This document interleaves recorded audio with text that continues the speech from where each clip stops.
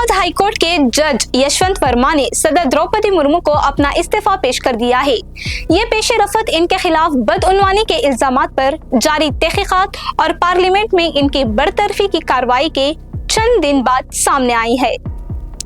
जज यशवंत वर्मा उस वक्त तहकीकात की जिद में आए जब मार्च 2025 में दिल्ली में इनकी सरकारी रिहाइशगाह से बड़ी मिकदार में नकद रकम बरामद हुई। ताहम इन्होंने इस रकम से किसी भी ताल्लुक की तरदीद की थी।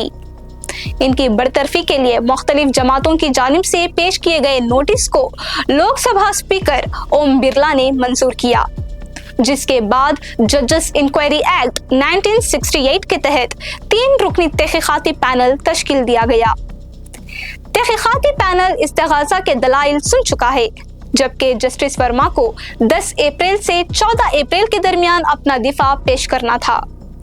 अपने इस्तीफा के खत में जस्टिस यशवंत वर्मा ने गहरे दुख का इजहार किया और कहा कि अदलिया में खिदमत अंजाम देना इनके लिए एक एजाज रहा है।